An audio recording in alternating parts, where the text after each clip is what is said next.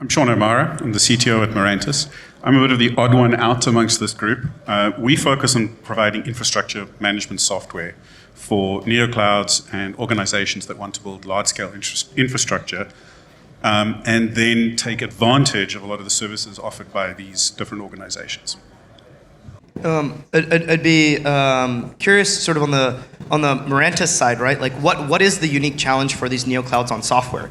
What do you see as like so differentiated versus the software that you can get off the shelf, right? You can go download Slurm. It's open source, right? It's like very easy to. So what I'd be, what are the challenges that you see for these neoclouds in terms of software that is unique, whether it be enterprises or neoclouds that requires such unique software solutions?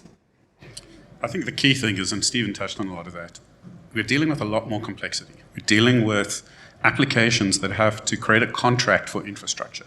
We're no longer dealing with this world where we're completely abstracting that infrastructure from the application. So for neoclouds, they've got to get started and deal with all of this complexity of setting up virtualization, setting up Kubernetes clusters. It's 4 networks. The PCI bus is a network. We've got to deal with this network. We've got to associate GPUs all the way down the stack into the InfiniBand.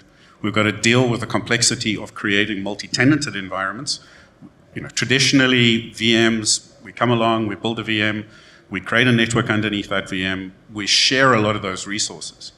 Now you go into a service provider environment, we've got to create strict multi-tenancy as low down the layer as possible. And again, for the neoclouds, it boils down to speed. How fast can they take that investment that they've made, which amounts to hundreds of millions of dollars, not just in hardware, but in data centers, and sell that? How quickly can they turn that into revenue for the business? And that's the key thing for neoclouds.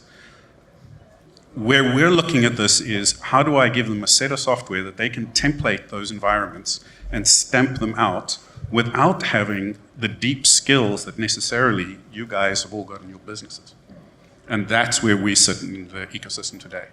For enterprises, it's about taking that within their premises and giving them access to the services offered by these specialty providers like the gentleman here.